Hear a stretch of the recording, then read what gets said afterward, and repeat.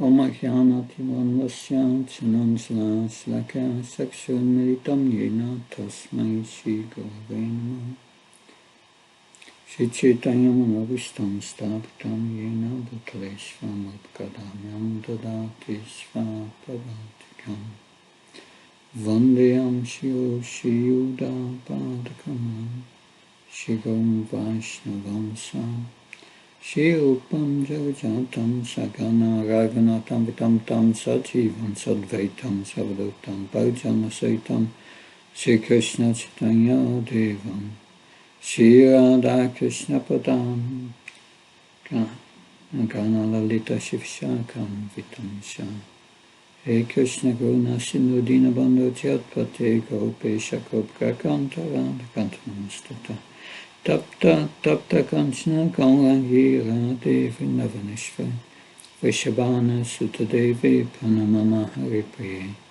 Vankha Kaltu Vishakripa Sinve Visha Patiram Pavanabhyo Vaishnavyo Namo Jaya Shri Krishna Chaitanya Prabhu Nityananda Shri Advaita Gadadhar Shivasati Gaura Bhakta Hare Krishna, Krishna Krishna, Hare Hare, Hare Ram, Ram Ram, Hare Hare. Namo Vishnu Padaya Krishna Prasthaya Bhutale Srimate Bhakti Vedanta Swamiti Namani Namaste Saraswati Devi Gauravani Pracharini Nirvishesha Srinyavadi Prachkachayita Satarini Srila Prabhupada Ki. So today we will study chapter 14 of the Bhagavad Gita. In chapter 13 we heard about 6 subject matters. The Kshatraya, Jnanam, Jneyam, Prakriti and Purush. So we have heard about how the living entity is entrapped in a field of activities, how is entangled in that, although the spiritual is different from the field of activities.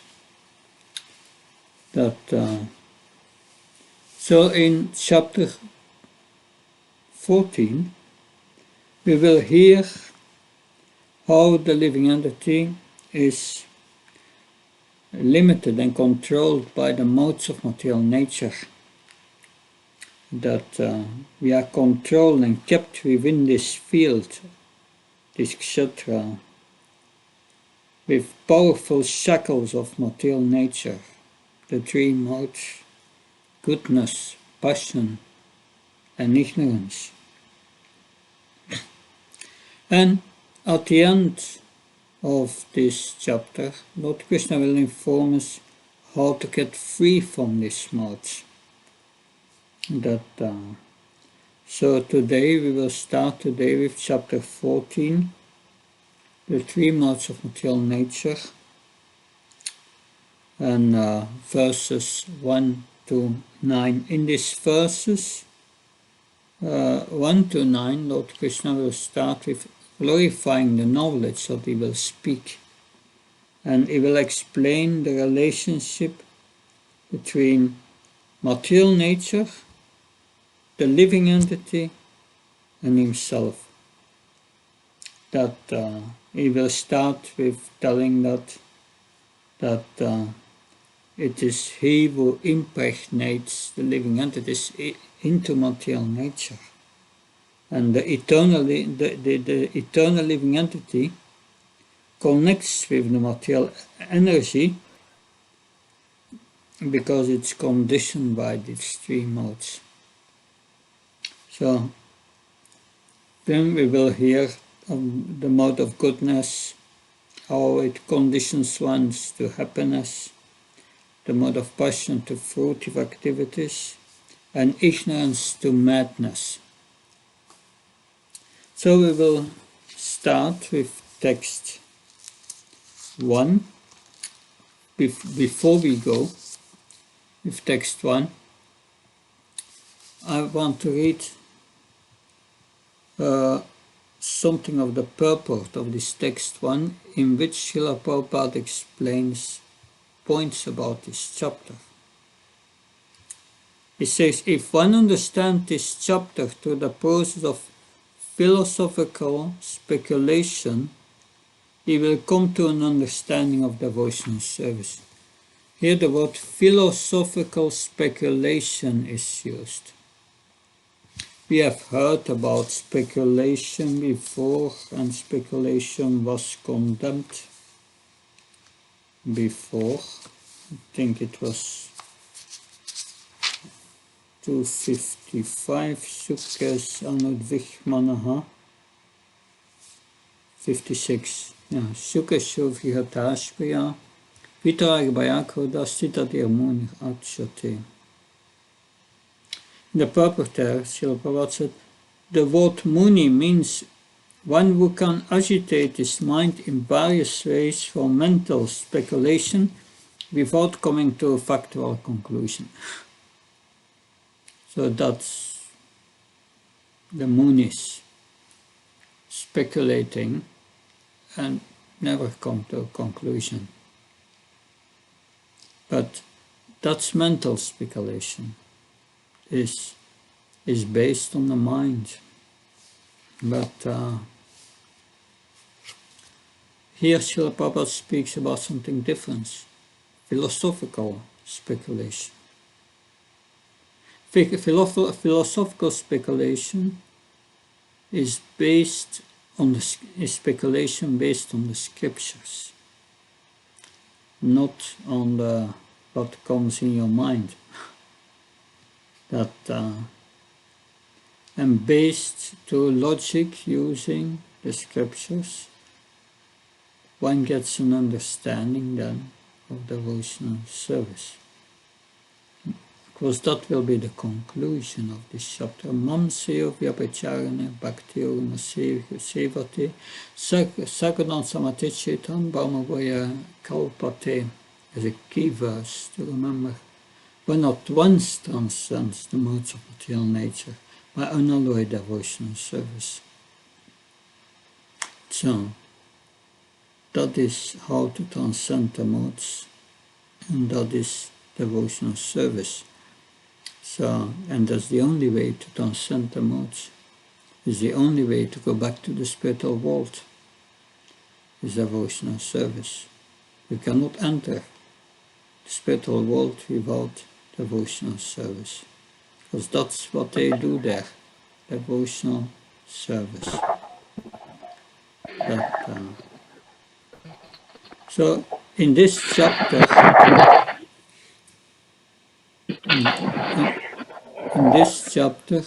Lord Krishna, he will explain what the modes of nature are. That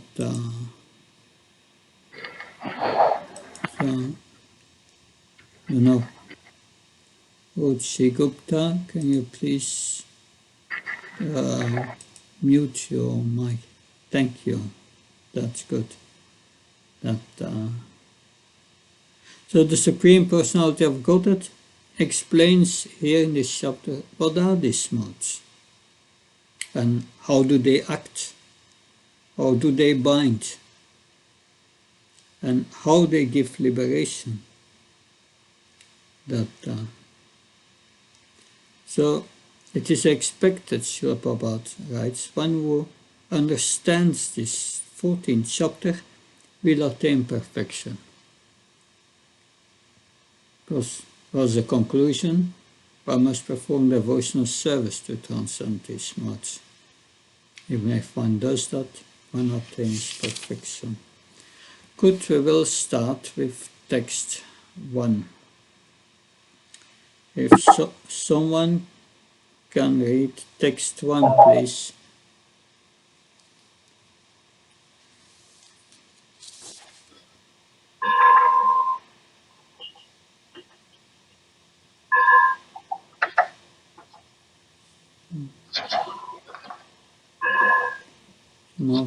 श्रीभगवानुवाच परं भूया प्रवक्ष्यामि ज्ञानम् उत्तमम् यत् ज्ञात्वा मुन्याः सर्वे param siddhim ito gatihi.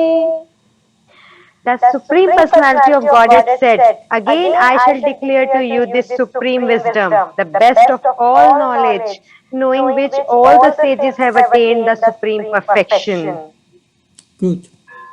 So Lord Krishna glorifies this knowledge, and then someone can read text 2, please. Maharaj, can I ask a question, please? Yes, you can. Maharaj, so we understand that the middle six chapters are the heart of Gita and they belong to Bhakti Yoga.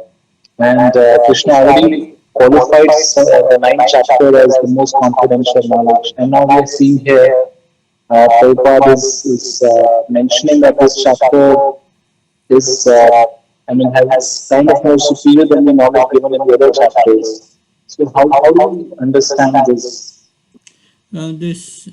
This knowledge, well, it's the best of all knowledge. Every chapter of the Bhagavad Gita is the best of all knowledge, for sure. But of course, the middle chapters, they were about devotional service. But in the last 6 chapters, we are going back to Jnana. In chapter 13, Krishna explains how the living entity is entrapped. And in chapter 14, he will explain how we can get out of this entrapment by getting liberation from the 3 modes. In the next chapter, Krishna will give the example of a banyan tree and how to cut this tree with knowledge and attachment. That in the 16th chapter, he will explain how to get out of this field of activities, how to get liberation by developing godly qualities. So these chapters is about Jnana, how to go from Jnana to devotional service. So that's the difference. But yes, Krishna says the best of all knowledge, because to that knowledge you can attain perfection. But to the knowledge of the next chapter you can also get perfection. So that is also the best of knowledge. It's all the best of knowledge. But at the end of the Gita, in the 18th chapter, there we will hear about confidential knowledge, more confidential knowledge, and the most confidential knowledge. And there you find gradations which are very significant. Because the confidential knowledge, Krishna says at the end of the 18th chapter, is Brahma Bhuta Prasanatmana Shosina Kangstin Samsavesha Bhutshidu Mat Bhakti Labate Param. One can attain, so this is Brahman realization, the Brahma Bhuta stage, which is peaceful, no lamentation, no hankering.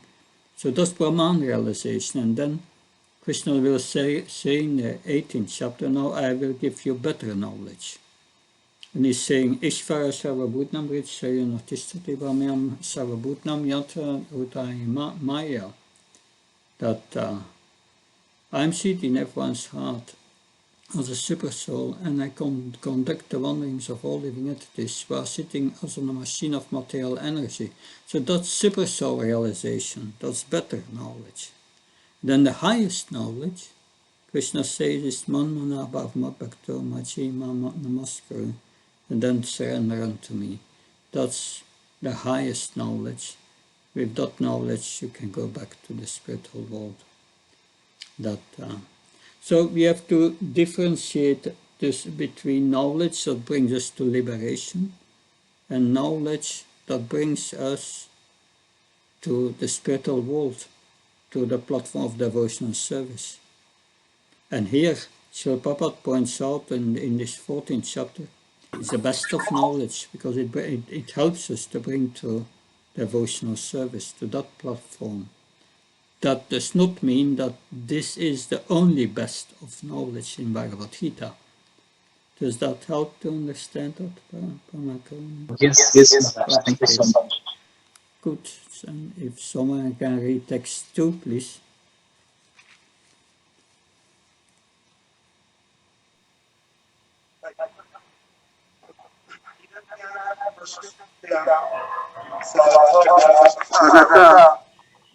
सर्गेऽपि प्रलयेन व्यथन्ति च. Good, thank you. By becoming fixed in this, Yeah, please read. by becoming fixed in knowledge,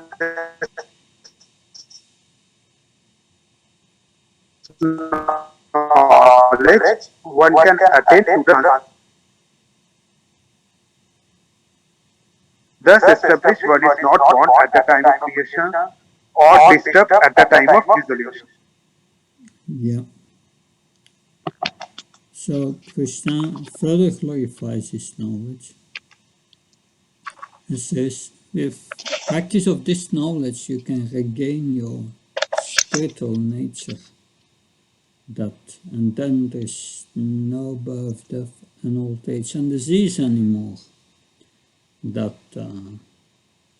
Yes, well, one can become free from repetition of birth and death.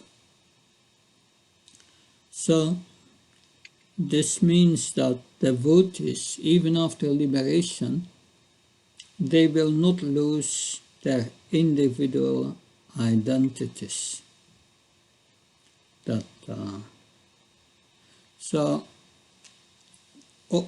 In this material world, all the knowledge is contaminated by these modes of nature. Knowledge which is not contaminated by material nature is called transcendental knowledge. Srila Prabhupada makes the point in the purport, there is variegatedness in this material world, but that's a reflection from the variegatedness in the spiritual world. But to get such knowledge, one must develop spiritual qualities. One who develops these spiritual qualities is not affected by the creation or destruction of the material world. So, ignorant people, they think, yes, when I attain liberation, I get rid of this body, then my soul will merge with the spiritual sky, with Brahman, and that's formless and without variegatedness. But actually, the spiritual variety is a source of the material variety in this world. All liberated souls in the spiritual world always look to the lotus feet of the Supreme Lord, being eternally engaged in his loving service. So now, after glorifying this knowledge, Lord Krishna will explain that is the source of everything. Someone can read text 3, please.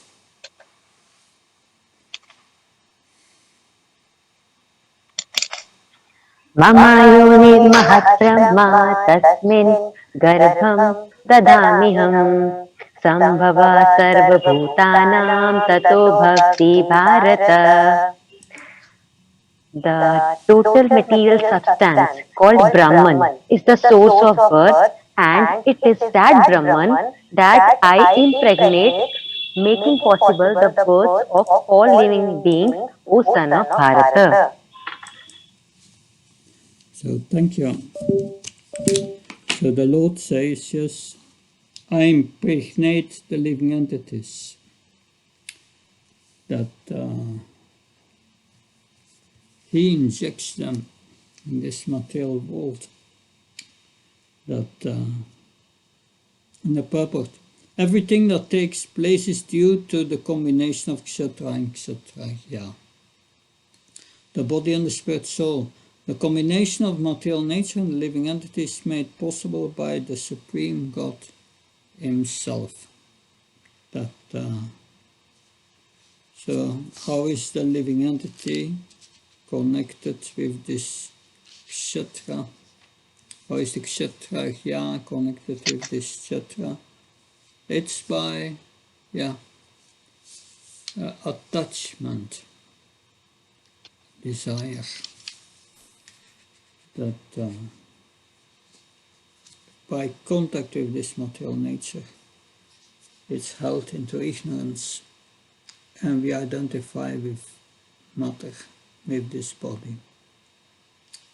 So into material nature, the superior nature is mixed by the will of the Supreme Personality of Godhead, and therefore all living entities are born of this material nature.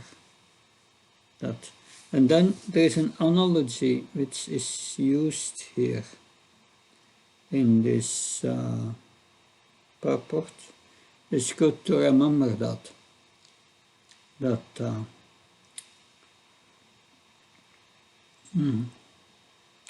the scorpion lays its eggs in piles of rice, and sometimes it is said that the scorpion is born out of rice, because people do not see the eggs, so it comes out of the rice. But the rice is not the cause of the scorpion. There were eggs laid by the mother. So similarly, material nature is not the cause of birth of the living entities. The seed is given by the Supreme Personality of Godhead, and they only seem to come out as products of material nature.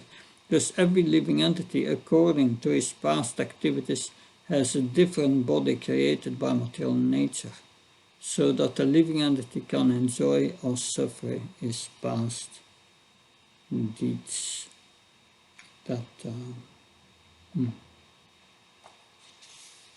So that's the reason of the birth of everyone, to give us enjoyment and suffering, but we have caused in our previous life. So we will hear in the Bhagavatam that since your birth, your happiness and distress is destined in this world. You cannot change it. Good astrologers, they can calculate your karma that you will get, and you cannot change it. But there are not many good astrologers. But yes, that's a fact. We get this machine to get reactions of our actions in our previous life, and this happiness and distress you cannot change. Nothing you can do about it. What you can do is how you react to it. Are you accepting the happiness and distress that you receive, or are you going to try to improve and fight against it? If you try to improve and fight against it, you will make karma again and prolong your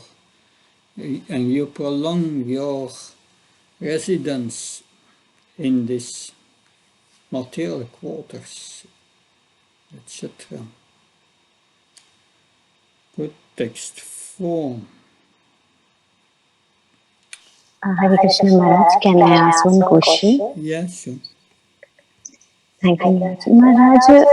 We hear one story that there was a snake and he was disciple of Narada.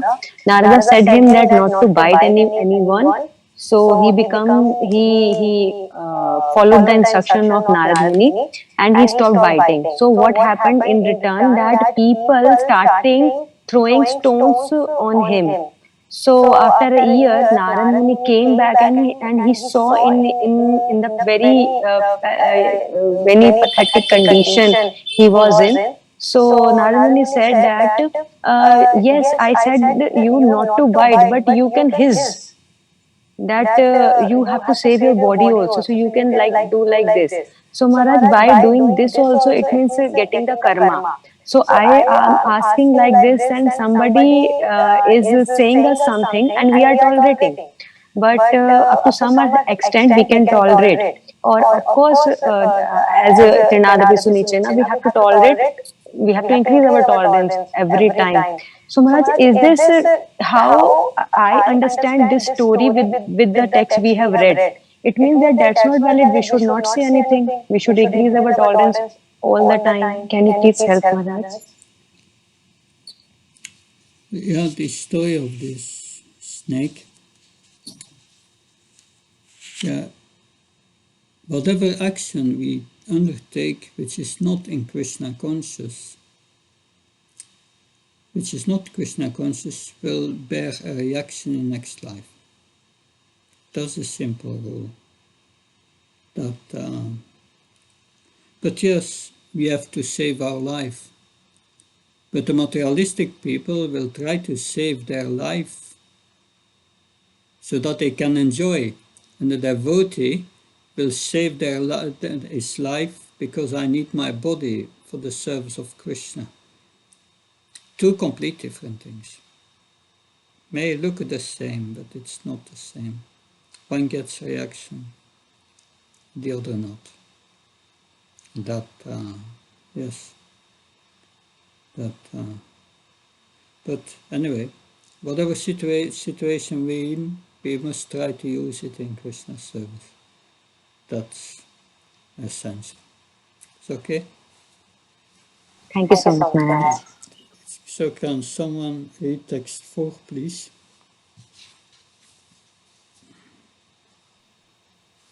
सर्वयोनिषु कौन्तेय मूर्तयः सम्भवन्ति याः तेषां ब्रह्म महद्योनि अहं बीजप्रदः पिता.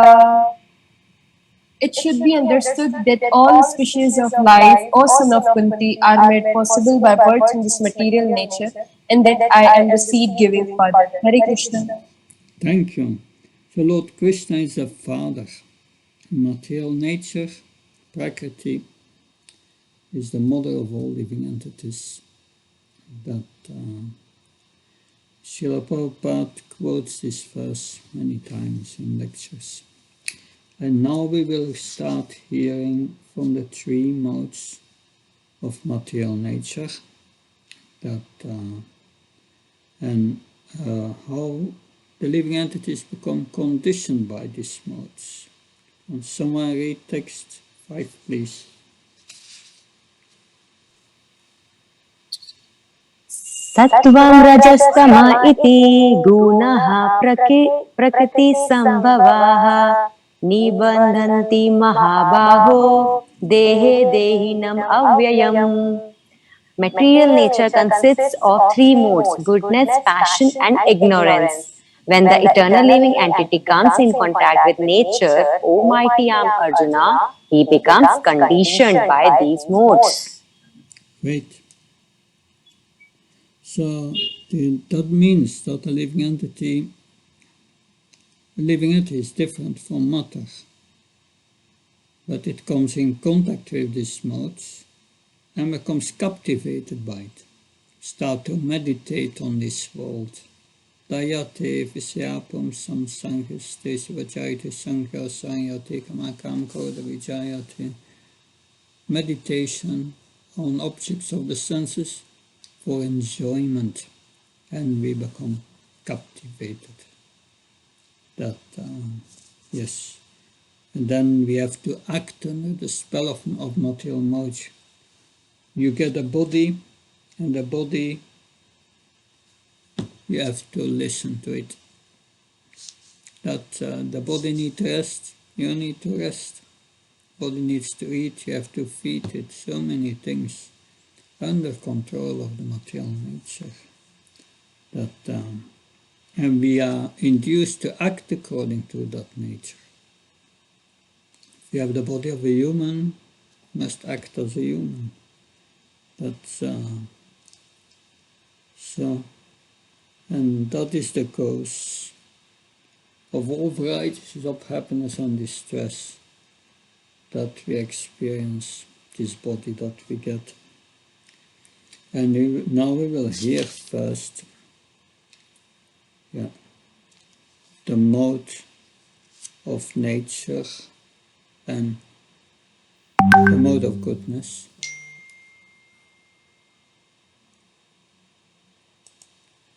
Of the mode of goodness, and yes, how it's purer than the others. But important is to understand how the modes of nature conditions us. So that's text 6. Someone read text 6, please. Yeah, that has sat from Nirmalatvat.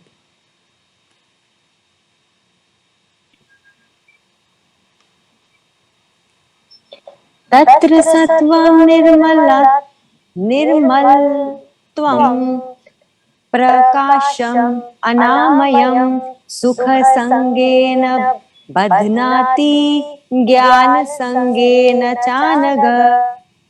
O sinless one, the mode of goodness, being purer than the others, is illuminating and it frees one from all sinful reactions. Those situated in that mode become conditioned by the sense of happiness and knowledge. So you have these three modes. In the mode of goodness, one feels happy, life is good. In the mode of passion, one is very active.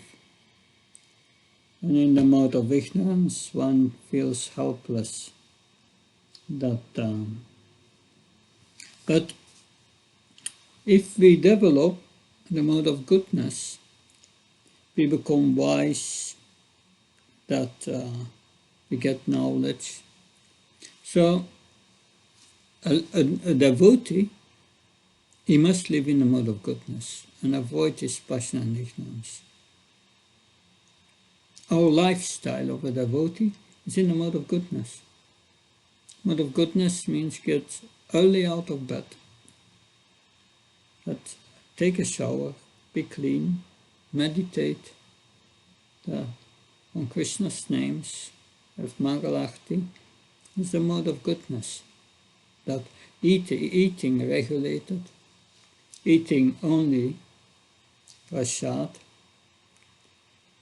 mostly in the mode of goodness. We will hear about in the 17th chapter about food in the three modes. That you will find out devotees eat food in the mode of goodness, mostly. Of course, it's transcendental. So the mode of goodness is not so much affected by miseries. And there is a sense of I'm advancing in knowledge. That one is more or less free of sinful reactions in the mode of goodness. The mode of goodness means greater knowledge, greater happiness. Knowledge going up, happiness. Material happiness. It's because that material happiness is conditioning one. One thinks, yes, life is good, that everything is going good, I'm fine, but everything is not fine. You will still become diseased and die at a certain moment. And it's the mode of goodness is never pure. it's always contaminated by the other modes. That we will hear later. That there is always a mix. That Srila Prabhupada says, yeah, best examples are the scientists and philosophers. They are very proud of their knowledge, that and because their living conditions are better than the others. There's a sense of I'm advancing. That they yes, they are, but it's one may think, Srila Prabhupada writes at the end, that such life is very pleasant. So they feel usually themselves also superior to others. I'm a Brahman, I'm better than the others. But that's all, it's a false sense of happiness and satisfaction and knowledge. That it's very, very dangerous. But more dangerous is the mode of passion.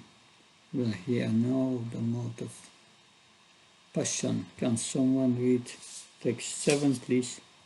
Maharaj, sorry to disturb, can I ask a question on the previous verse? Yes, you can ask a question.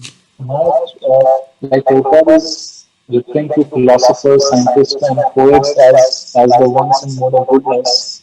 But we usually see that these people in the material world do not follow any attributes of mode of goodness, whether it comes when it, I mean, cleanliness, getting up early, or living a sinless life. They are rather going in the opposite direction these days. So how do we understand that they are examples of mode of goodness? Yeah, that's what Srila Prabhupada says.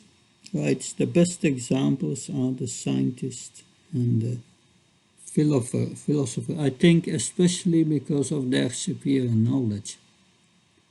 To get this knowledge, yeah, you must be very structured and so on. But there are certain characteristics of the mode of goodness. But like I said, these are not pure examples of the mode of goodness. The pure example of the mode of goodness is the pure Brahman. That's if he's living according to as a Brahman, he lives in goodness. But in this age of Kali Yuga, there are no qualified Brahmins, so he will not find such a perfect example. But yes, scientists and philosophers in this world may have some characteristics of goodness, but also ignorance and rajas. So that's correct what you are saying, that we cannot say really that they are in goodness, but they may have some qualities indicating that. Does that help, Paramakaruna? Yes, please, Maharaj, just one more question. Yeah. So this aspect of people in mode of goodness becoming conditioned by happiness, is there, I mean, how do we relate this in the lives of practicing devotees? I mean, is such tendency prevalent in practicing devotees as well, that when we get into mode of goodness, we are limited by it in any manner? Yeah, we can chant our rounds every day, that practice devotional service, and we have the best lifestyle, good prasadam, and a nice husband-wife relationship. Everything is good, and yeah, one does not improve in devotional service. One thinks good life, and that's an obstacle. To advance in devotional service, we must come out of the comfort zone and go into the stretch zone. And that is many times a problem, that in devotional service, If you are not progressing, Maya will get to you in a very subtle way, even while chanting. So, therefore, the best way to get out of the comfort zone is to get into Srila Prabhupada's preaching mission. Then you are protected. But there is a great danger of thinking, yes, life is good, and why should I endeavor further? I just chant my rounds and it's okay. But it's not. That's the illusory energy. That, Thank you, Maharaj. Thank you so much. Mother Rukmini, your hand is up. Yes, Maharaj, I want to ask one thing regarding the mode of goodness. Maharaj, to keeping things, all things at its place, and is it, it comes in mode of goodness. What I know, you please correct me if I'm wrong. So, but my problem is, Maharaj, I have this habit to keep everything at its place and to keep everything clean, neat and clean. And it takes so much time that I thought that I always think that I could use this time in some another thing. And it's a big obstacle I find in my devotional service. Because maintaining cleanliness and keeping all things at it's really light. So Maharaj, can you please help me? And when the things are at its place and everything is clean, yes, I feel very much good. And if it's not, so I feel like I should do. So I think it's obstacle. Can you please help Maharaj? It seems you have a strong inclination to the mode of goodness, which is very good. Goodness means structured, clean, everything on its place, orderly, and that's a very good quality. But it can be, if you have too much things to put on place, then it may become an over and never. Therefore, the point is, in your house, the things you have to put on place, think, did I use that for less than one? Did I use that last month? If not, give it to someone who can use it so that you have less things to put on place. That would be my advice. Minimize the things you have to what you really need. But putting things in place and clean, very good quality. Very good quality. That's an inclination for the mode of goodness. Just that hot mode of clean. Maharaj, if I say that if I spend 2 hours or even more than that just for these things and I could do something else in 2 hours, then I'm spending on daily basis, I'm spending these 2 hours. Like it comes in the chapter, so I really want to ask, I struggle for this, that if suppose there is an utensil, I want that should be very much, like a new. I want to keep everything new, very much clean, so it takes much time. So the previous the advice you gave, yes, thank you, but can you please help me in this also? Yeah, that. But of course, it doesn't depend really what you do, but it's important that you do it for Krishna. Consciousness, conscious doing it for Krishna. But yeah, try to minimize the things you need to what's really needed, and but solely keeping clean and in place is a very good quality. But do it for Krishna. That's important. Not so much how much time it takes. Yeah. Anyway, that's what I can say. Maharaj, can you please tell one thing, how I keep everything in my mind that I'm doing this, spending this time, it's also a Krishna conscious time. And I'm doing this, as you said, that it's for Krishna. Of course, utensils, of course, boga I will prepare so that I can understand. Rest of the things which related to me. So how can I say that it's also Krishna conscious activity? Yeah, today I had some guests here and I was making pizza. And so, yeah, what I do is I'm hearing Prabhupada while I'm making the pizza. So I'm hearing that, I'm always hearing that.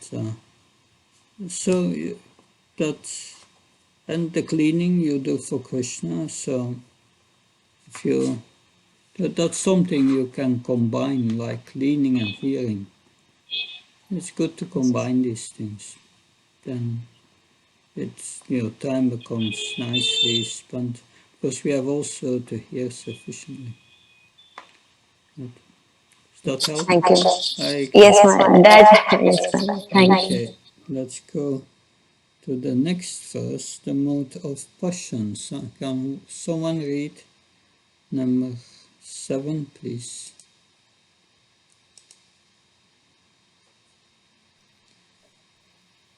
रजोरागात्मकं विद्धि तृष्णासङ्गसम्भुजः तं तन्निभावान्ति कौन्तेय परं सङ्गेन देहिना. The mode of passion is born of unlimited desires and longings, O son of Kunti, and because of this, the embodied living entity is bound to material futile actions. Good or not so good? The mode of good passion is characterized by attraction between man and women and woman. Yeah, that's the point. That someone in the mode of passion does everything for enjoyment. That people will not go to work if they don't get a salary. If, and with salary they can buy their enjoyment. That so that is typical for the earthly planets, where we are. Our planet Earth, everyone is more or less in the mode of passion. That then it means passion means hankering for material enjoyment. That's for sense gratification. Sense gratification you have in different. You have gross sense gratification, but subtle sense gratification also. Subtle sense gratification is I want to be honored and recognized. That and one wants to have a happy family, family source of enjoyment, and wants, yeah, and nice children to be proud of. That one is hankering for these things and working very hard for it. Therefore, yeah. So the whole world is more or less in a mode of passion. That when Gandhi came to London, someone asked him, what do you think of the British civilization? Gandhi replied, it's a good idea. So, so he did not really think the English were civilized. That, and here we see the reason that he did not think very highly of the English society, because they are advanced in a mode of passion. That in the Vedic culture, the standard was a mode of goodness. That's civilization. But in the modern society, it has become a mode of passion. So, can someone give me some signs that show how this modern civilization today is in passion. Someone wants to make some points. How do you Hare know? Krishna. Yes, Maharaj, Mother Rukmini, yes. yes, Maharaj, in the modern world, people are using so many gadgets, and they want to make so many different works to be done in just short time. It's in mode of fashion. So you want to do so many things in just little time. And I heard that we should be if we are doing one thing, we should be fully concentrate on that thing. That should not multiple tasking is not is it comes into rajoguna. So people are nowadays, they are listening, they are writing, they are doing so many things, they are going in car and eating, they're spending so much time like this. And the world is like, they say that 24 hours is very less, and they but so everybody is running, we have to rush to the office in the morning, come back, meanwhile eating, and give very less time to eat. Then at the time of eating also, they talk so much, so every time they are just doing something very active, they are doing, so it's come in mode of passion.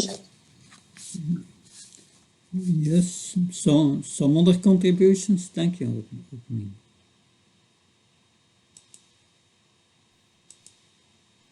But, Hare Hare Krishna. Krishna Maharaj. Hare Krishna, go up.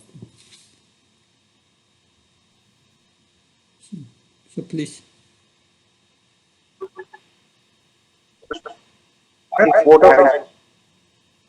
So we can see in this present world, everywhere this the attraction between man and woman, the sexual attraction, the lust is too much promoted to sell products, to do for any things in this world.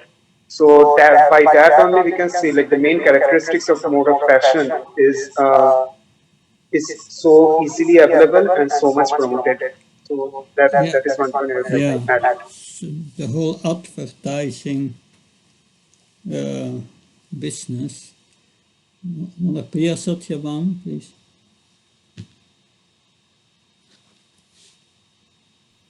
I was just saying that running after so-called high-end expensive products and trying to show off a very high maintenance lifestyle and partying all the time, surrounded by loud music and all such things. I think one way of showing that we are, at least the world is immersed in mode of fashion.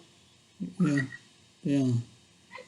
The, true, there are so many machines, cars, trucks going in that direction, this direction. They bring food from the other part of the world.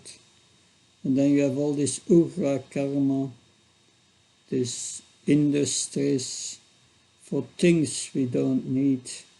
It is said that, yeah, if only what Europe would spend on makeup things, they could feed the entire Africa with that, just with that budget. So many things that it's all based on passion. Good or not so good, it's passion. But worse than passion is ignorance. 8. Can someone read text 8, please, on the screen?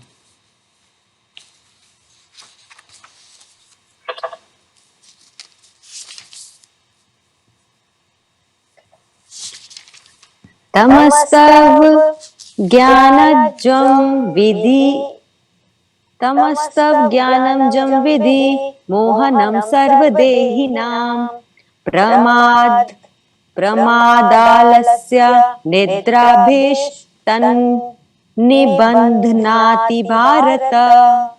O son of Bharata, know that the mood of darkness, born of ignorance, is the delusion of all embodied living entities. The result of this mood are madness, indolence, and sleep, which bind the conditioned soul. Yes. Madness, indolence, and sleep. So the mode, we can say the mode of ignorance is just the opposite of the mode of goodness. So a madman cannot understand what is what. So instead of making advancement, they degrade themselves by the mode of goodness, by associating with the mode of goodness. So the mode of goodness, we will see later, they think that religion is irreligion and irreligion is religion. Just the opposite. So they are madly accumulating for money, working very, very, very hard, and they forget that they will die very soon. That they have no interest in making spiritual advancement. Lazy in terms of self-realization, no interest. So they sleep more than required, takes intoxication. Srila Prabhupada writes at the end of the Prabhupada, 6 hours of sleep is sufficient, but a man in the mode of ignorance at least 10 or 12 hours a day. Such a man appears to be always dejected and is addicted to intoxicants. So we went through these 3 modes, but now how are these 3 modes binding? Someone can read text 9.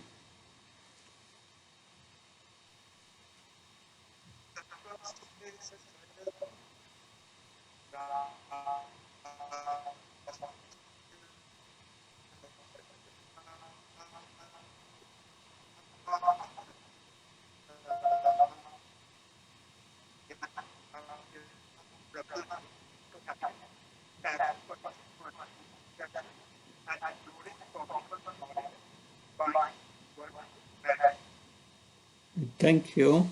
It was not so clear, but that's due to the internet. I will repeat the translation. O son of Bharat, the mode of goodness conditions one to happiness, passion conditions one to fruitive action, and ignorance covering one's knowledge binds one to madness. So these are these 3 modes that so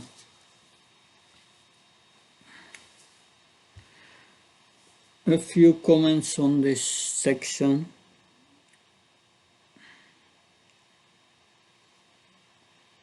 So Baladev Vidyabhushan explains in a different way how this chapter describes the best of all knowledge.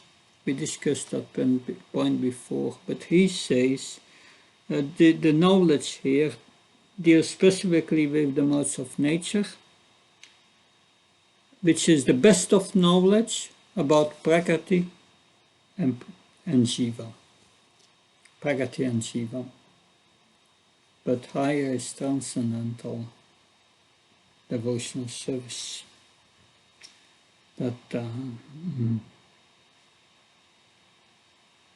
And Srila Prabhupada said, because in the beginning we said philosophical speculation, what is it? Srila Prabhupada said it refers to hearing from bona fide sources and then using one's intelligence to understand what has been heard. It's based on the scriptures. So this is the first section for today. We'll now have a pause of 10 minutes. That means it's now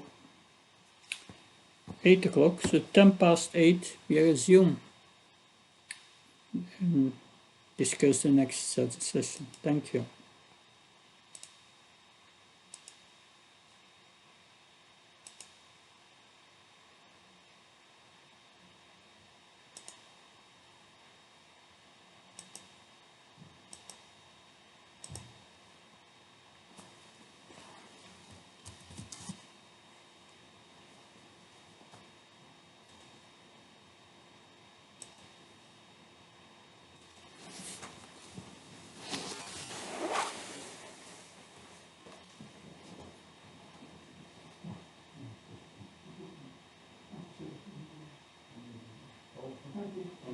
recording stoppen.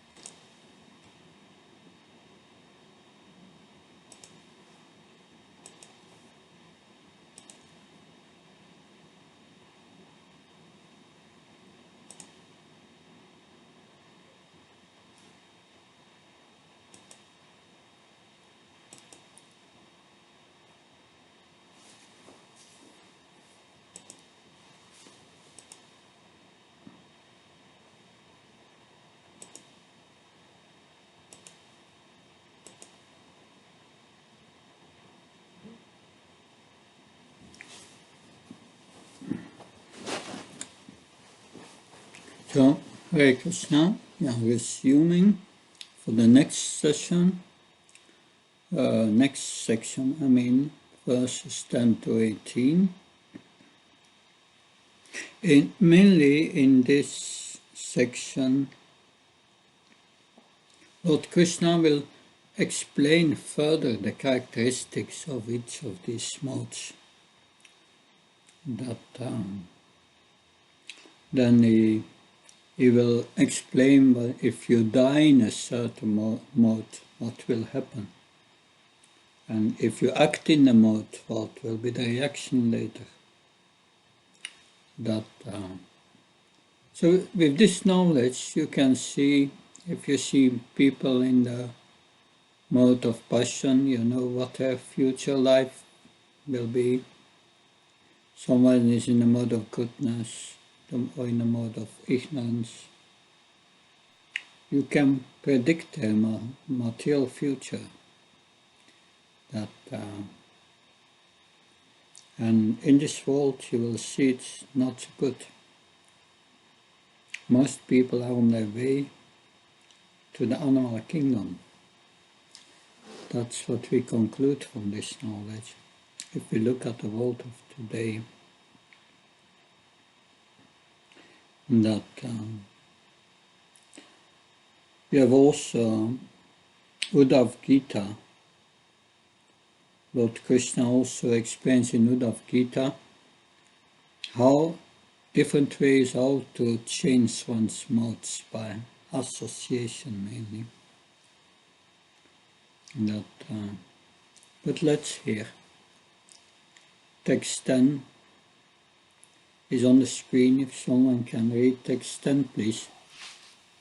रजस्तमश्चाभिभूय सत्वं भवति भारत रजः सत्वं तमश्चैव तमः सत्वं रजस्तथा.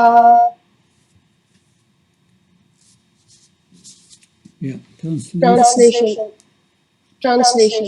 Sometimes the mode of goodness become prominent, defeating the modes of passion and ignorance. O son of Bharata, sometimes the mode of passion defeats goodness and ignorance, and at other times ignorance defeats goodness and passion. In this way, there is always competition for supremacy.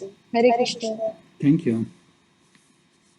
So there is always that competition going on, and if we go with these modes of nature, we are like a pinball in that competition. The mind goes from one side to another. Therefore, if we want to advance spiritually, advance in Krishna consciousness, we must transcend these modes. But of course, devotees live in the mode of goodness. If you live in the mode of goodness, you will defeat passion and ignorance. But of course, and Srila Prabhupada makes that at the end of the purport, our purpose is not to live in goodness, but goodness is close to Sattva Guna, pure goodness or Krishna consciousness. It's easier to become Krishna conscious if you are in goodness than if you are in passion or ignorance. So pure goodness, Shuddha Sattva, or Krishna consciousness is called the Vasudeva state. In that state you can understand spiritual knowledge. So by the manifestation of particular activities, it can be understood in what mode of nature one is situated. And so one in passion will do activities to get profit. One in the mode of ignorance will do activities in the mode of ignorance, will smoke, will drink, and so on. That one in the mode of goodness does things in the mode of goodness, brahminical activities, always clean, pure, orderly, the mode of goodness. Good. Text 11. About the mode of goodness. What does one see in the mode of goodness? Can one read text 11, please? सर्वद्वारेषु देहिस्मिन् प्रकाश उपजायते ज्ञानं यदा तदा विद्यात् विवर्धं सत्त्वम् इत्युता. The manifestation of the modes of goodness can be experienced when all the gates of the body are illuminated by knowledge. Yeah. When we're in the mode of goodness, we can see things in the right position, can hear things in the right position, things as they are. That so like we said before, it gives a sense of happiness. Text 12, please. Passion, Loba.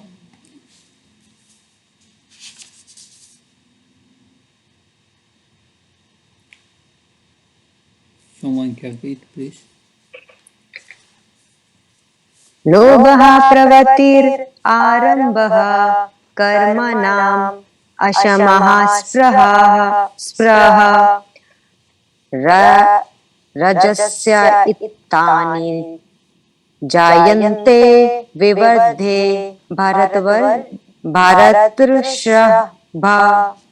Bharatshrabha. O chief of the Bharatas, when there is an increase in the mode of passion, the symptoms of great attachment, fruitive activity, intense endeavor, and uncontrollable desires and hankering develop. Uncontrollable desire and hankering. That, yes, great attachment. When in the mode of passion is never satisfied with the position he has already acquired. He hankers to increase his position. There has been a survey in America about billionaires. They had more than $1 billion. And they have, in the survey they asked, what do you want? They said, I want $2 billion. I want more. That was, they're never satisfied. Always more. That, yeah. He wants so many things, like he's going to live eternally and be able to enjoy them. Build up his kingdom, but then, one has to leave the body. It's all for nothing. But that's the mode of passion. It takes away your intelligence. Lust covers your intelligence. Yeah, that. Avitam jnanam etina jnanina nityavarna kamrapena kantyautushprananalenach. It covers your intelligence, and you want always more. The mode of passion, and now the mode of ignorance. Read 13, someone else maybe.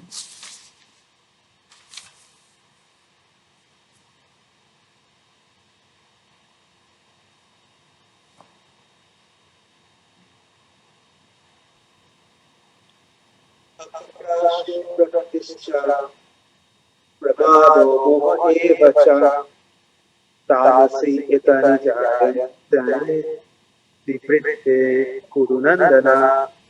When there is an increase in the mode of ignorance, O son of Kuru, darkness, inertia, madness, and illusion are manifested. Yeah, that's such a person has no knowledge. He acts whimsically for no purpose. That he likes to be inactive, lazy, wants to sleep, dream. That yes, yes, yeah. It's a characteristic of many people in this age. In 1.1.10 in Bhagavatam, Payanalpayusa Sabya Kalavas Minchigena Mandas Manamatayo Mandabhak Yupadata. People in this age are so short-sighted, always lazy and always disturbed, always lazy. That. And now, what's going to happen? When you die in one of these modes, first you die in a mode of goodness. What's happening? Next verse, please.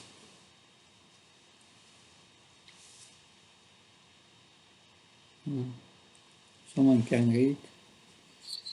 यदा सत्त्वे प्रवृद्धे तु प्रलयं याति देहभृत् तदोत्मा विदं लोकान् अमलान् प्रतिपद्यते. When one dies in the mode of goodness, he attains to the pure higher planets of the great sages. The great sages that, yeah, higher planets, Marloka, Tapaloka, Jamaloka, all these higher planets. There are different kind of planets for different kind of living entities. Those who die in the mode of goodness are elevated, the planets where great sages and great devotees live. Good. Even if we are not fully Krishna conscious, if we are in the mode of goodness, it will protect us from the greatest danger. Text 15, please.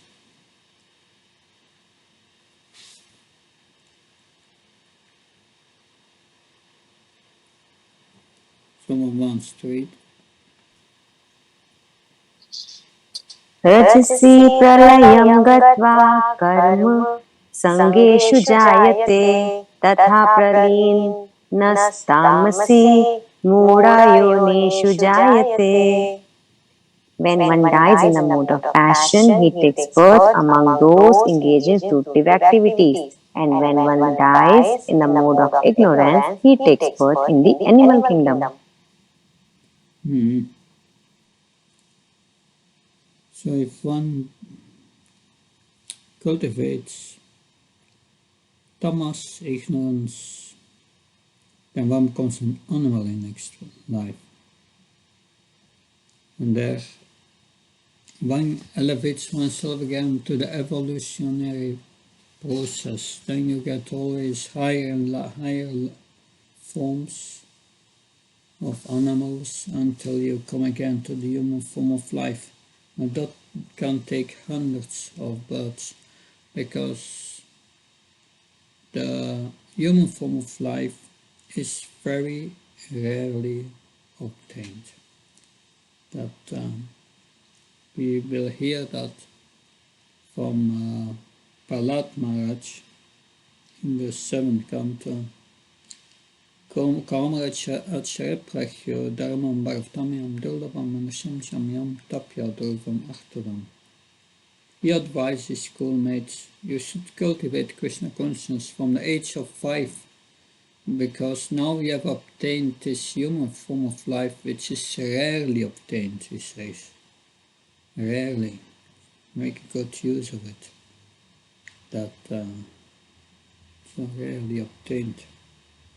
Now, as the three last verses, we will hear of the results of action in goodness, passion, and ignorance, what results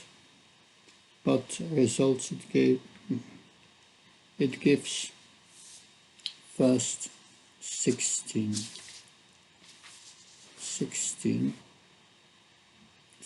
Someone can read 16, please, on the screen.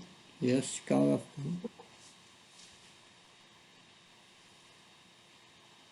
Karmana sukhitasuya satvika vimala phalam rajasa phalam dukham ajnanam tamasa phalam. The result of pious action is pure and is said to be in the mood of goodness. But action done in the mood of passion results in misery, and action performed in the mood of ignorance results. Yeah. Action in the mode of passion is action for enjoyment. What did we hear in 522? Jeisam spasya boga dukayana evate atyantavanti kantya nati shuramate buddha. Great sages have concluded for one who wants to enjoy in this world, the reaction is misery, suffering. And it's not worthwhile because it's temporary. So that's also here. The activities of the mode of passion are simply miserable. People must work very hard, and it's miserable, to attain a little enjoyment. That one may have some mental happiness. This is my house. But it's not actual happiness. I'm here in a tiny country called Belgium, and in a few provinces there are living Flemish people. Flemish people are very hard working. So when they marry, they are going to build their own house. They want to have their own castle. So they marry with two. With two, they are working their whole life to build the house of their dreams, and they get a loan from the bank.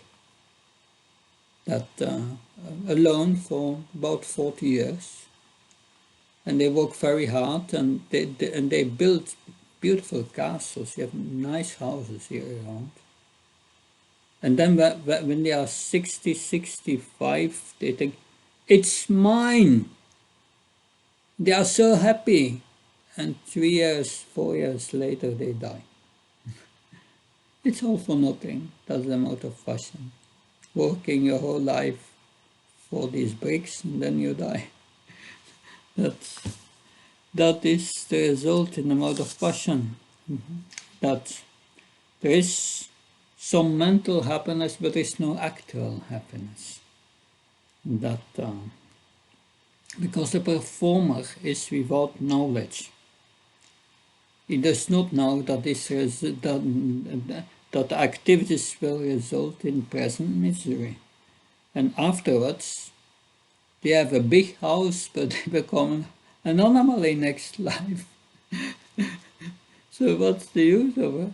That's slaughtering, and they are slaughtering few poor animals, just a mode of ignorance to eat them. Because of ignorance,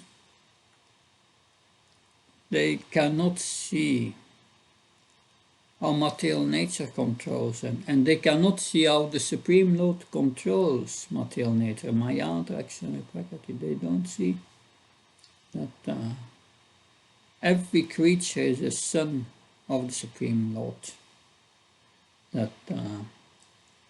And the Lord does not tolerate if we kill anyone. One has to pay for it. So, yes, the mode of goodness gives pure result, and the mode of passion gives misery, and ignorance gives foolishness. So yes, modern civilization indulges in animal slaughter and is progressing towards the darkness of ignorance. So Brahmins and cows, the Vedic culture describes, must be given protection at all times. And that's real advancement of civilization. But modern humans society has no spiritual knowledge, and they are cow killing is encouraged. So Srila Prabhupada writes, a civilization which guides the citizens to become animals in their next life is certainly not a human civilization. And that's actually what's going on. But yes. So that was the result of these actions in the mode of goodness, passion, and ignorance. And now we will hear about the results of these modes. If one cultivates these modes, what will be the result? Text 17. One can read.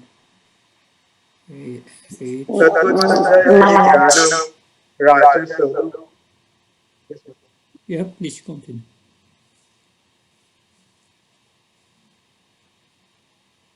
Okay.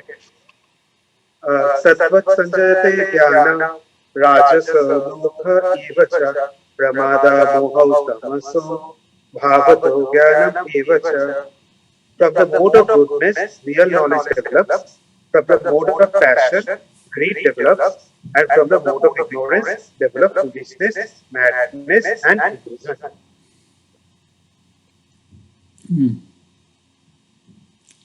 So, Srila Prabhupada writes in the Prabhupada, through Krishna consciousness,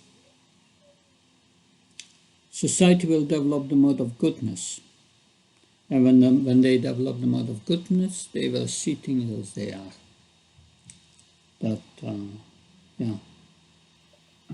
So for people to become happy and prosperous, they must be educated in goodness by the process of Krishna consciousness. So Srila Prabhupada writes in the Prabhupada, because people have no education in actual knowledge, they become irresponsible. Therefore they kill cows, that's irresponsible. The slaughter, the irresponsible, that acting in the mode of passion, trying to encroach on others' quotas. You will hear that, or maybe you did already in the Shis Upanishad, second verse. Everyone has his quota. That's what you need, and to have a simple life. And everything beyond that is not your quota. Then you are encroaching on the quota of others. And that's irresponsible. So if the world is in a mode of passion and ignorance, there can be no peace or prosperity. That means even if one has money, enough money and adequate arrangement for sense gratification, there is neither happiness nor peace of mind. Outside happy, looking happy, but inside it's madness. There's this hankering for sense gratification and this madness of intoxication and ignorance. It's not good. Good. The last verse of the section, 18, we will hear about their next birth. Can someone read 18?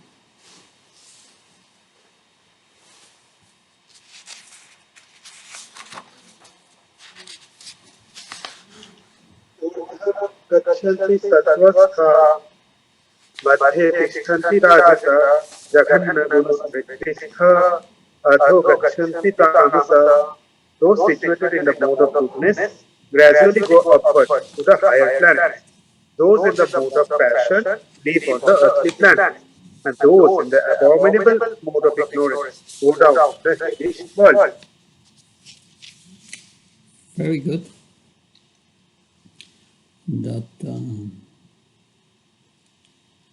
So goodness means to birth in higher planets. Passion gives birth on these earthly planets. Therefore, most of the people on this planet are in passion. Ignorance means animal life, hellish birth. That animal life is hellish birth. You have to satisfy your sense gratification in very nasty conditions.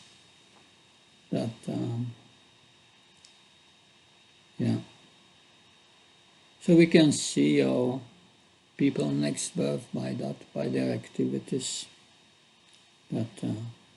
Those who are fully in Krishna consciousness, they can teach about these activities in the modes. Actually, the living entity is not a performer of different activities, Krishna makes the point. He is forced to act because he is situated in a particular body, conducted by some particular mode of nature. Unless one has the help of a spiritual authority, he cannot understand in what position he is actually situated. A man in Krishna consciousness is not controlled by the spell of material nature. For one who is able to see things as they are, influence of material nature ceases. It is factually, it's this modes of nature that they are entering to our mind. Our mind is made of material nature, it's made of these modes. And all this influence comes to the mind. Therefore, yoga means to control the mind. Control the mind. Don't absorb your mind in the emotions and all what the mind is proposing. No, with your intelligence, you have to direct the mind and tell the mind what to do. You have to act in Krishna consciousness, serving Krishna. You have to tell the mind. Chant Hare Krishna, absorb mind in hearing Hare Krishna. It's very difficult. The mind, from the moment you start to chant Hare Krishna, the mind says, I want to do something else. So many things to do today, very important. And this and that, and this person said that to you, and you have still to do that, and make a plan for that, and the mind bombards you with things. But you have to bring it back to chanting and tell the mind later, now here, that hear this holy name, hear Prabhupada.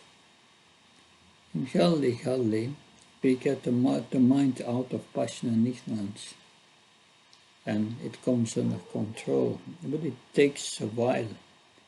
But Krishna will speak about that in the next session. Because in the next session, Krishna will speak about transcending the modes. Arjun will ask a question that we have heard, similar question in the second chapter. And he says, yes, how can I recognize a person who has transcended these modes? And then we will hear a whole list of points Krishna gives, and then he says, yes, you can transcend these moods only by devotional service. But that we will discuss next time. But we must be careful that we are not performing devotional service in the modes. That's described in the Srimad Bhagavatam. Just for your information, I will bring that on the screen if I can find it. Canto 3. This is the teachings of Lord Kapila. 29. 8.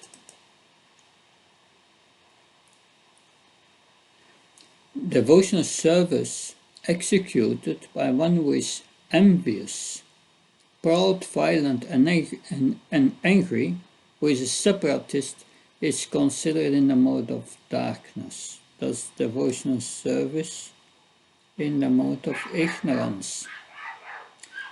If you are interested, you can read the purport on your own. Text 9, I'm just reading these verses. The worship of deities in the temple by a separatist with a motive. Separatist means with a motive for material enjoyment, fame and opulence, is devotion in the mode of passion. So we serve Krishna but to get something back, to enjoy. That's in then you have devotional service here. When a devotee worships the Supreme Personality of Godhead and offers the result of his activities in order to free himself from inebriety or fruitive activities, his devotion is in the mode of goodness. So one serves Krishna to be free from suffering. That's in the mode of goodness. And then 11, 12, these are the last one. That's pure devotional service. That's what we should do. The manifestation of unadulterated devotional service is exhibited when one's mind is at once attracted to hearing the transcendental name and qualities of the Supreme Personality of Godhead, who is residing in everyone's heart. Just as the water of the Ganges flows naturally down towards the ocean, such devotional service, uninterrupted by any material condition, flows towards the Supreme Lord. Unadulterated devotional service. Anyabilasa Sunyan Yan Kamatanavitam Anikolina Krishna Shilnam Bhakta Uttama. But now I want also to show something else from the Bhagavatam.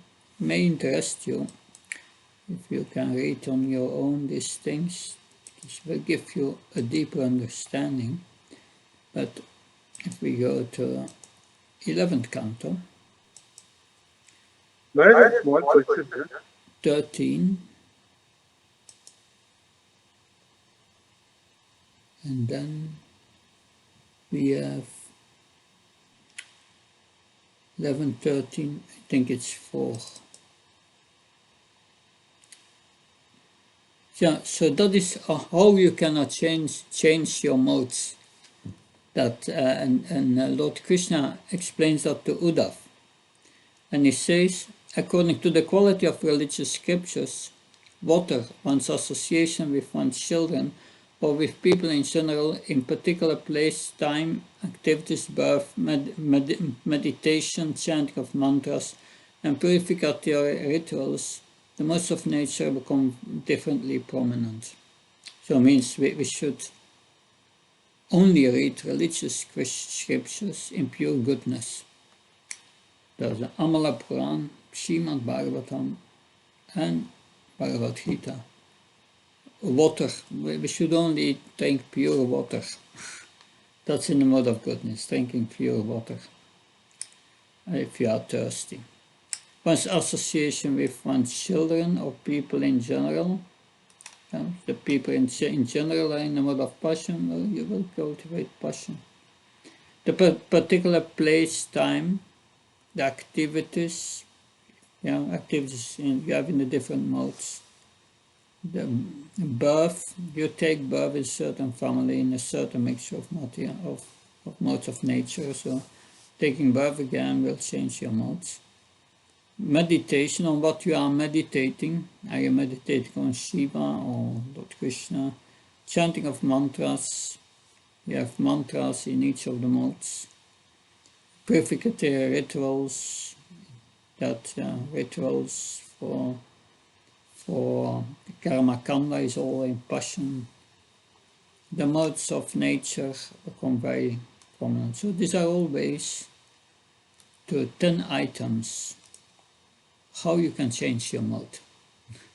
But of course, for devotees, we live the lifestyle as Prabhupada taught us. That's in the mode of goodness. So that is about changing the modes that. So first, I want just a few things more that may interest you. But I'm trying to give you a bit deeper insight. That's first, we were in chapter 14, right? 17, we discussed. From the mode of goodness, real knowledge develops. From the mode of passion, greed develops. From ignorance develops foolishness, madness, and illusion.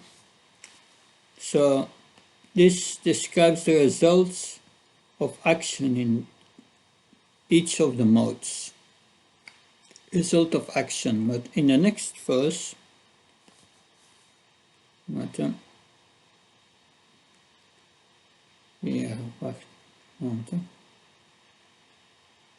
this is the results. The result of pious action is pure in the mode of goodness, but action in the mode of passion is misery, and action in ignorance is foolishness. These are the results. But what causes these results? 17 explains the intermediate causes, we say, of the results. From goodness, real knowledge develops, from passion, greed develops, and from ignorance, foolishness.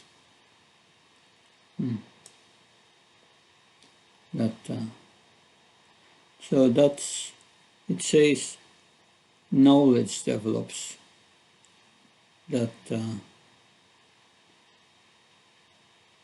And this knowledge will bring about purity if you act in that knowledge. And action in the mode of passion produces, the greed develops, but then it will result in misery.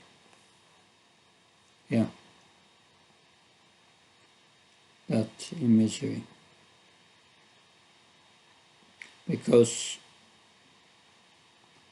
That's because of the greed, which cannot be satiated.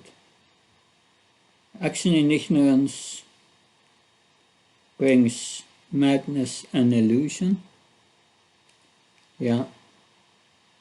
And by that you act foolishly.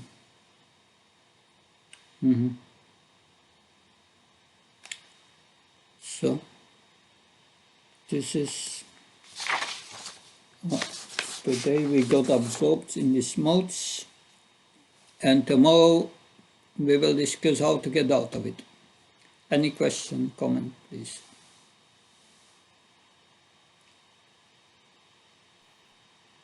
Hare Krishna Maharaj. Yes. Maharaj, there is one topic that I hear quite a lot about, but I've never been able to fully understand it. Many times this thing comes in Bhagavad Gita that we are controlled by the three modes of material nature, and we are forced to act. Several places Krishna mentions this, and what I need help in understanding is, first of all, to what degree we are being forced to act. Uh, and I'm talking in terms of the life of let's say, a practicing devotee. Just putting into context of our life, to what degree we are being forced to act. And secondly, there are many things we are doing of bhakti, but we are still affected by the three modes. So our devotional service is definitely, I mean, I can say for myself, mode of passion, ignorance, they're all there. So, so then, are these also, I mean, forced by the material nature, or we are doing it? So, if you can just help, decode it in a more detailed way, this entire philosophy of us being forced to act, and what exactly is our free will, what degree we have to ourselves as a free will. So these two things, if you can explain properly, Maharaj, will be very helpful. Yeah, first, to what degree are we forced to act? First, we get this body. This body is under the modes of nature, and you must act as a human being. I cannot say, like Narada Muni, I'm going to fly from planet to planet, I'm going to the material spiritual world, I'm coming back. No, we are on this little planet Earth, and on this little shell we have to remain here. We cannot go out of it.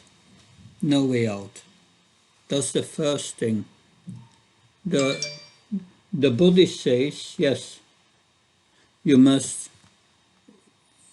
you need rest, you must go to sleep. That you are forced. The stomach says you must eat, you must eat. That so yeah, no way out. You have to do these things. That so the body is forcing you in so many ways. Then the second way, that to what degree are we forced to act? That's more subtle. What I told here is gross, the body. But subtle is, you are born and your happiness and distress is already fixed. Your whole life is already planned out by material nature. All what you are going through, happiness and distress. And you cannot change it, the happiness and distress. That's what you are going to get, because that's what you are deserving from your previous life.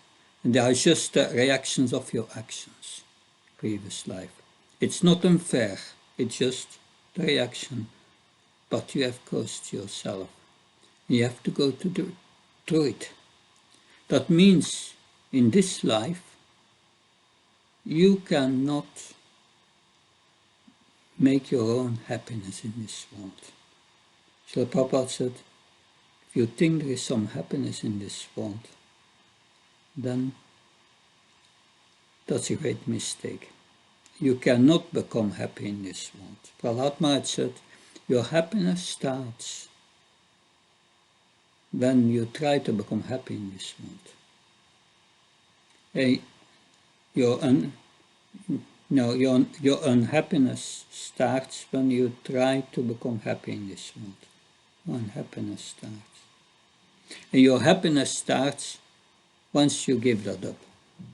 If you understood, I cannot become happy in this world. One who searches for happiness in this world, that is, he will get very frustrated, because there is no happiness in this world. Srila Prabhupada said, what we take as happiness is absence of misery. You eat and you feel good because the pain is gone. The pain of feeling hunger. That's the first thing we must learn in spiritual life. that we will get reactions of our own actions. So striving for happiness from the body in this world, that's we should not do. Because if you strive for bodily happiness, for bodily enjoyment, you create new reactions. We are put in this prison, and these reactions of happiness and distress is our punishment. And therefore we get a body to give us pain.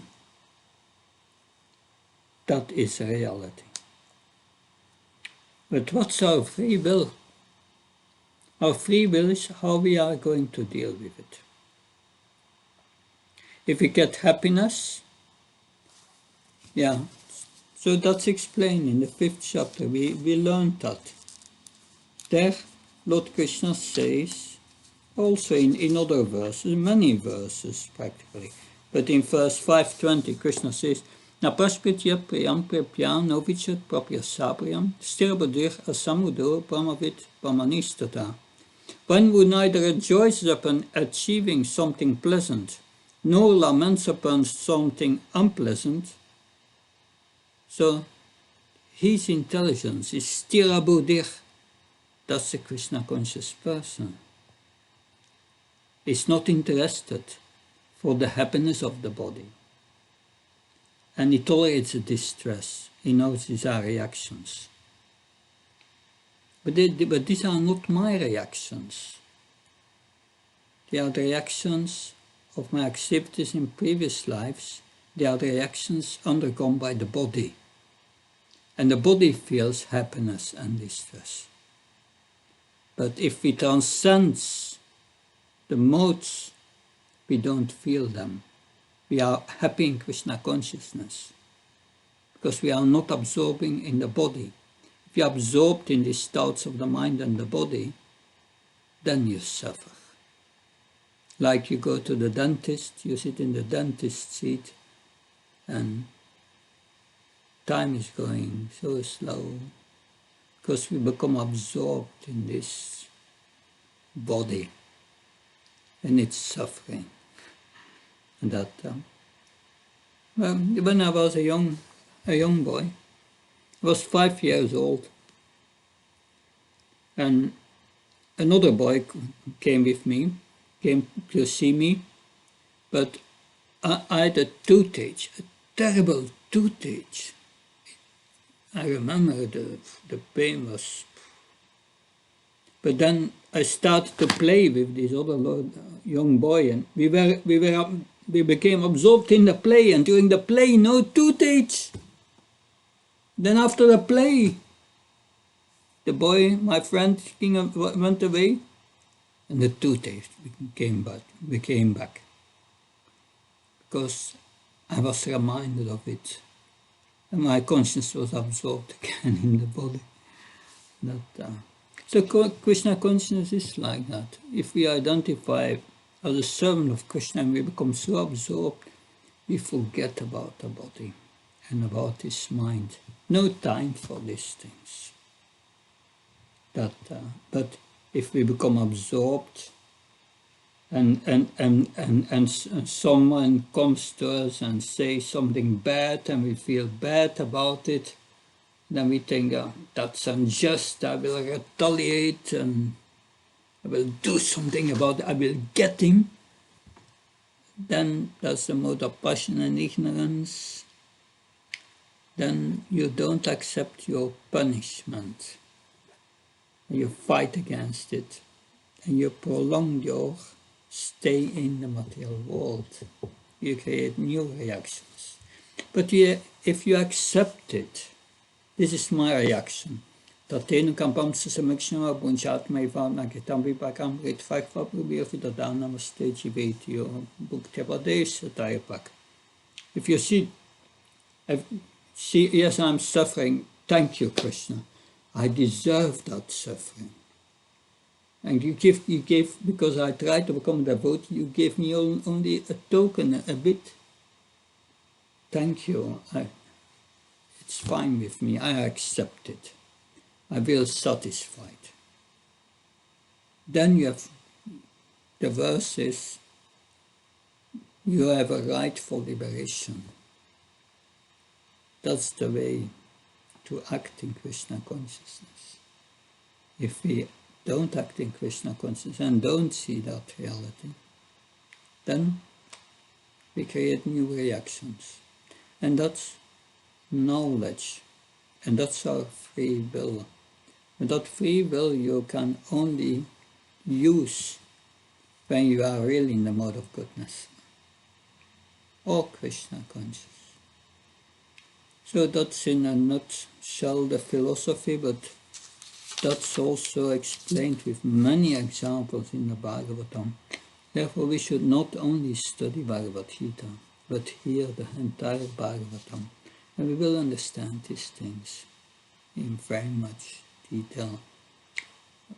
Do you think that's helpful, Paramakaruna?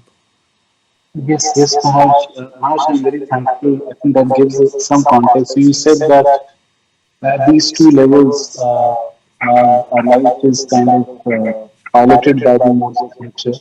And you said something very nice that only in mode of goodness we can exercise our free will. Maharaj, one question I still have is, given the state we are in, majority of us in this world, if we see, mode of passion and ignorance is so ingrained that even our desires, our convictions, and our ability to shift from one mode to another is also kind of limited. We're already so influenced by mode of passion in many ways.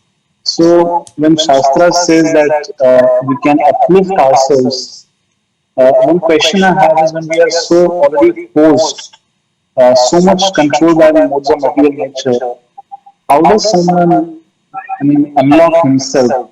Can it happen by one's endeavor, or it's only just the fortune of some Vaishnavas by which we uplift, or by our own personal endeavor we have the capacity to shift from mode of passion to mode of goodness? No, the way to get out of it is only really one way, that to use body, mind and words always in the service of Krishna.